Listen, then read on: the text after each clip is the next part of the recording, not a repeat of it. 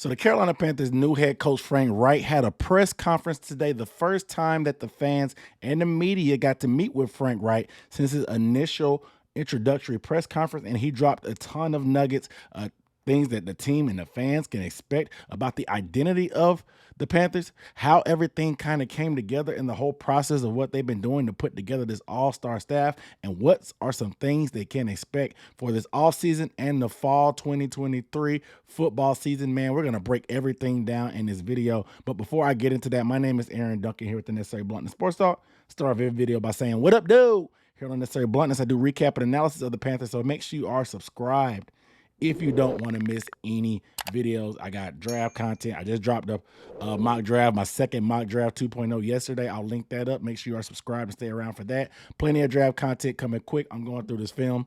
It's a tough grind to get through this film, but I'm getting through it because we have a lot of exciting things going on with this Panthers team, and things are going to be happening fast. So make sure you are subscribed with notifications on. That way you don't miss anything. But also get this video a thumbs up, because I'm going to go through and break down clip by clip some of the important things that I thought. I'm going to drop it in there, react to it, but I also want to get you guys feedback too. So let me know down below in the comments how you feel about it. If you agree with me, disagree, if you saw it a different way. I want to get you guys feedback, because this is why I do this. I do this so we can all engage together. So without further ado, let's go ahead and get started. So Wright came out first, and obviously him and Jim Caldwell, the senior assistant coach, both met with the media. Not joint. It was Frank Reich first and then Jim Caldwell. So I have clips for both of these guys, but I want to start off with the key thing that I heard from Frank Reich. He talked about the process of building this staff and what exactly everybody's role was in terms of bringing in assistants and whose idea was to get what, because we have a lot of big brand names and a lot of former players, a good mix of seniors and youth, and a lot of up-and-coming people as well. And it's just a well-balanced coaching staff overall, and pretty strong hires from what it looks like on paper. But I want to go ahead and play this clip from Wright where he talked about what exactly went into the process. David Tepper say before that there's no salary cap on coaches. How beneficial, and I think you alluded to at your press conference that he was behind you on that regard. And to Mr. Tepper's credit, he never flinched on that statement. It's just not, that doesn't, he's been around the block a few times in a few ways. That doesn't mean it's open checkbook. That just means we're willing to do what it takes to get the right coaches and put the right team together. So it was a good checks and balance, but he backed up what he said, I can tell you that. And we were able to compete against other teams who were vying for similar candidates, where we came out on top because of that backing. As you can see, like I told you guys before, money is the motive. The almighty dollar. It's hard to mess with that, man. When you have the second richest owner in the NFL, you have to be able to throw your weight around sometimes, and that's exactly what David Tepper is. Some of these owners come in now and they just want to do it because it's a country club for them. They get a tax write-off, do this, that, and the third. David Tepper wants to win. He wants to win. David Tepper's actually putting his money where his mouth is. Like I said in prior videos, he's putting his money where his mouth is. No salary cap for coaches like you heard in the clip. He's doing it, and that's the thing, the almighty dollar. It was kind of the determining factor for a lot of different scenarios. But I also want to play a second clip to talk about how some of these names came across the board and how did Frank Reich select that, because the clip we talked about the money. It's one thing if Frank Reich is going out here bringing that guys in and David Tepper's like, hey, pay them whatever. If you want the guys, let's get them. But according to what we heard from Frank Reich, David Tepper had a little bit bigger role than we thought. Let's go ahead and play this clip as well. As far as those guys who were outside of your circle, as you said, Thomas, maybe a Jero, how much of a voice did Dave have in suggesting those guys? He was involved in everything. He's been involved in everything from day one. Have you thought about this guy? Or even if it's been a guy, what I've loved about how Mr. Tepper has approached it, whether it was a guy who he might have mentioned or if it was a guy he didn't mention, he's doing his own vetting. He's doing his own vetting, and then we're talking about it, and so is Scott. So when I tell you it was dynamic, and there were many conversations, like it was a lot.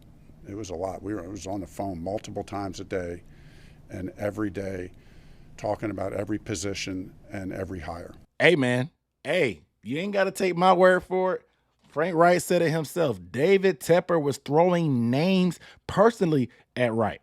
He was throwing names himself. Now, let's take a step back, because a lot of y'all, when I talked about Wright getting the position over Steve Wilkes, a lot of y'all were saying, oh, there's no way that Steve Wilkes could have built this staff. And I told you guys, I was like, so you're saying if Wilkes had been the head coach, David Tepper wouldn't open the checkbook? Because from what it sounds like, a lot of these hires had a lot more to do with David Tepper than just Frank Reich, because Jerry Vero, he just got released from the Broncos a couple days after Frank Reich got hired. They have no connection to each other. The fact that he was interested, it's a good opportunity, obviously, with good players. But there's a difference between going to Minnesota, where Vero actually had connections with the head coach back from his Rams days, and coming somewhere random like Carolina, where he doesn't really have any ties. So the fact you get the hottest defensive coordinator candidate after Vic Fangio, of course, it has to do with money. And it sounds like he might not have been on Frank Reich's radar for the most part, but David Tepper throwing that out there, them connecting the dots, bringing him in, and they closed the deal. And I said that bag that David Tepper got is different. About time we started paying dividends for having the second richest owner in the NFL. But think about some of the other moves, though, because outside of that, Eric Vero, his whole defensive staff, they're all connected to him. So no Frank Reich connections. And then Tabor, the special teams coach, and James Campen, the prior offensive line coach, those were mandatory guys that were going to be here regardless of who was the head coach. So it seems like David Tepper actually did a lot of the legwork, and not Frank Reich, who supposedly had all these names that he brought to the interview. I got to give David Tepper his credit, because if you know me, I've been very harsh on David Tepper, but I am here to come to the front of the congregation and confess my sins that David Tepper, he's been pulling all the strings. He's been a puppet master. He's been financing these things and cutting the check, not being shy with the bread. I have to apologize with David Tepper. He's done his part. Now, he's going to have a say-so on the players a little bit. I would like him to fall back on that. But it seems like he's exhausting every resource he can to give the best of the best staff. I gotta confess my sins. I apologize to David Tepper at this moment. He seemed like he took that Matt Rule fiasco personally, and he's trying to not look back at it. I have to confess, David Tepper, salute to you, my man. But another thing that we talked about when this thing went down, and the Panthers just got their offensive coordinator a few days ago. It was the last position on offense to fill, at least major coordinator-wise. There's still a tight end coach opening. But the biggest determining factor, like I put in my Thomas Brown video, was who would be calling plays. And if you paying attention to me, I said that if the whole hype is getting an offensive minded coach, if he's not going to call plays, I don't want him. Because what is the benefit of having an offensive-minded coach if he don't get that benefit of him being able to call the plays? A lot of these guys, they get in, they stop calling plays, and then once their job is on the line, they may take it back over, and then by then, the seat's too hot, and the writing's on the wall, and it may be too late. Let's look at a clip of what Frank Reich said when he was asked about would he be calling plays. Let's roll. I went into the process of, thinking about calling plays, not calling plays. There is going to be some point that I'm going to pass it off. I know that's going to be hard, and I've been laughing. I've laughed with Thomas about that already. I said, I'm going to pass it off at some point. I don't know when, but, and I think there will be a time and a place, and I think it'll become apparent when that is. But, I think the right thing for me to do for our team and for our offense right now is for me to continue to kind of use my experience there, but draw on. I'll lean heavy on Thomas. I can already tell. It's been a couple days, and I've already leaned on him hard on a couple things. I had a long meeting with him this morning, and I felt wisdom, conviction, strength. So that relationship is going to be really good. So Frank Reich is not committal on when that day will be. That's fine with me. However, I just wanted to be some kind of synergy and to be a plan and be on the same page. I don't want it to feel like he's just throwing darts at a wall and then doing that. But he said he feels good about the prospects of Thomas Brown. He got the good vibe from him already, but they don't know each other. So once they get to know each other, gets a little bit more comfortable and trustworthy, maybe that'll be the case. Who knows what's going to happen as far as that? But Frank does plan on giving it up, so we did get some kind of clarity on what the situation will be. He will start out calling the plays, and I understand that because He wants to get his philosophy involved on this team first, put his fingerprints on it, and let Thomas Brown kind of take over after that. I don't know what kind of collaborative approach would be. We see multiple teams doing this. Obviously, the Kansas City Chiefs do it with Andy Reid and Eric Bieniemy. The Dolphins do it with Mike McDaniel and some of his other guys. Shanahan, he does it in San Francisco as well. That's kind of how Mike McDaniel got on as well. So sometimes these guys collab in their approaches of calling plays. So we'll see how that interesting dynamic works out down the line. But he said he has confidence in Thomas Brown. That makes me feel good about it because running back coaches don't get a chance to call plays. And being that young as he is, I want to see him grow and get some experience and be able to spread his wings a little bit to try to, I guess, see what we can do. We get a younger guy in there. If he gets promoted, we have some guys in the wings. But I do like the idea of Wright starting out calling plays. But let's switch over to the defensive side of the ball because another question that came up, and we'll get a little bit more information when Ejiro Evero does his press conference later this week. They asked Frank Reich about what system and what base defense the Panthers would be running. Let's check out the clip. Defensively, are you committed to a 3-4 then scheme? Yeah, Ejiro's been 3-4. It'll be a base 3-4 scheme, but when we get in sub, it's really multiple. It's really multiple. There's 4 down, 3 down, 5 down. It'll all depend on how Ejiro and the defensive staff want to put our player, take advantage of our players' strengths. We'll be very multiple, but in our base defense, we'll be 3-4. So you guys can calm down. He said a base 3-4, but he also mentioned that we're going to do multiple fronts. Think of the Philadelphia Eagles. They have certain formations where they have big Jordan Davis, who they just drafted out of Georgia, that sits in the middle. But they also have Hassan Riddick walked up sometimes where they run 4-man fronts, or 5-man fronts. It just depends. And you're not really always in your base defense anyway, so it doesn't really matter. Ejiro knows how to run multiple, meaning that he can tweak the system to best put guys in their best position. So don't worry about Derek Brown not being a nose guard. Don't worry about Brian Burns doing this, that, or the third. They're going to play with pieces and do things around that put guys in the best position. Between Ejiro Evero and Dom Capers, I have full confidence in what these guys can do defensively to put our guys in the best position. I really like the idea of Ejiro Evero having the versatility to be able to tailor the system more so to the players versus the other way around, because part of your job of coaching is to put your players in the best position to win. You don't just have a system, and if you don't fit the system, square peg, round hole it. No, you have to adjust and put players in the best position, kind of like the Panthers. When we got rid of Christian McCaffrey, got rid of Robbie, the best position for the team to win and succeed was to just run the ball as much as possible and limit the opportunities for the quarterback to make mistakes. It wasn't pretty, doesn't always work, but you play with the hand that you're dealt, you take your players, and you mold the system around it. That's what coaching is. But Wright was also asked why he decided on a 3-4, and there's a particular reason or thing he was looking for, and the way he reacted on this clip, it pretty much reassures me the thoughts I had about it being more of David Tepper's idea to bring in Ejiro. Let's drop a clip. So the reason we decided to go with it because of Ejiro. I was hiring the man, not the scheme. I was hiring the man. I was hiring the leader. That's what I was hiring. It wasn't as much about the scheme. He could coach any scheme he wanted. He's going to be good at it. So that was my take on that. As you can see, Wright said he doesn't really care about the 3-4 the system. He wanted the person and the player. He's the hottest defensive coordinator candidate. It makes sense. Your boss name dropped him. You were better off at least kicking the tires on it and seeing what happens. It really didn't matter what system. Like I said, he's confident that he'll be able to fit the system around the players instead of trying to force the players into the system. That's why he said he wasn't so worried about the 3-4, but more so about the coach. That's what coaching is, guys. So calm your heads, calm your nerves.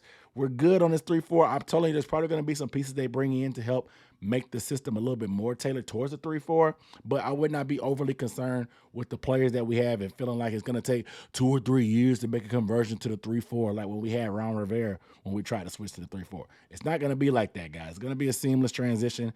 Have faith, have confidence in these guys. But I want to switch gears to go to Jim Caldwell's interview because he interviewed for the head coaching position, and he's been trying to get back into the head coaching game for a while now. He hasn't really been on anybody's staff. He's kind of been helping out here and there with different teams, but he seemed pretty energetic about the prospects of joining this team. And when they asked him what was his thoughts when he finally got a call from Frank Reich, because Frank Reich admitted that he was a little hesitant about calling Jim Caldwell because they have history, because Jim Caldwell actually hired Frank Reich onto staff when they were with Tony Dungy and stuff in Indy, but the fact that Jim Caldwell got passed over, it seemed like it could have been a little awkward. But I want you to get Jim Caldwell's thoughts about the potential of joining the Panthers as a offensive assistant. I was happy when Frank called because, number one, I know him so well, and that's a big part of going to work for someone. You have to have a level of belief in that person. You have to have a pretty good understanding of what his character's like. You have to understand what his commitment is like as well. You got to get a sense of his personality. All those things were known factors with me and Frank. And then you add in the fact that it's relatively close to where I live. Literally, my family has called North Carolina home since 1993. We've kept a home in North Carolina since that time. My children finished out their high school years in this area. They consider this home. They went to college in this area. They're married folks from down here in this part. I got a daughter in Mint Hill with her 2 boys and husband. I got a son in Clemens, North Carolina with his wife and 2 boys. And so, and my 2 boys in Raleigh. But nevertheless, that all played a part in it, right? And then plus the role in itself. I really, really like this role. I think it was tailor-made just for me. It was ideal because of the fact that I think I can use, all of the gifts that God has given me. And not going to come clean from a personal standpoint and just, I guess, a emotional standpoint. Jim Caldwell is a phenomenal coach. You heard me talking about him when he got hired, how a lot of coaches say they want quarterback gurus and hotshot offensive coordinators and this and that. And he has the resume to back that up with the Manning, Flacco, Stafford, the Super Bowl as offensive coordinator, a Super Bowl berth as a head coach. His resume is second to none in terms of quarterback guru and offensive-minded head coaches, but he still didn't get a look. But I think at his age, the location, I think he's kind of content with where he's at. I was a little pissed off because we know the plight of minority coaches at times in this league, and he even talked about what he's done to help try to change those things and how Thomas Brown actually came up through their system of training minority coaches to try to better ingratiate them into getting offensive opportunities and head coach opportunities, excuse me. So I got to salute to Jim Caldwell, man. He did not sit on his hands and get mad. He put in the work. And I guess since he's 68, maybe he didn't want to join the lawsuit. Maybe this is a better opportunity for him because he has grandkids in the area. Maybe he's older. He said he's lived in Charlotte since 93.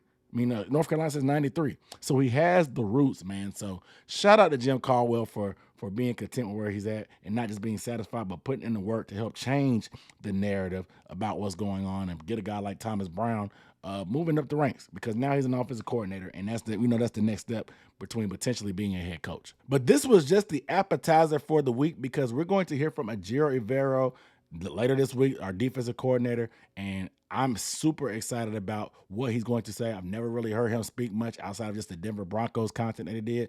Our media will get a chance to answer questions, and I will be here to break down his interview as well and give some big takeaways. Maybe he'll elaborate more on the system, what he's looking for, and maybe if he's looked at the players or not. It doesn't sound like they have, because they're going to have their first staff meeting this week where everybody comes together and evaluates the current roster before they start looking at free agency and the draft. Jim Caldwell and Frank Reich were not forthcoming with information about quarterback, guys. So I'm sorry. Maybe as things go forward a little bit more, we may hear from Scott Fitterer. He'll give us something too. But we're going to have to wait and see when it comes to the quarterback situation, guys. But you guys let me know down below in the comments how you felt about some of these clips and how you're feeling about Frank Reich and Jim Caldwell, the philosophies, the clips I played, how you feeling about what David Tepper's doing. Are you looking at him in a better light now than you were before because he's pulling all these strings? Let me know how you feel down below in the comments. But without further ado, I'm Aaron Duncan signing off with the Necessary Blunt Sports Talk. See you next time. Peace.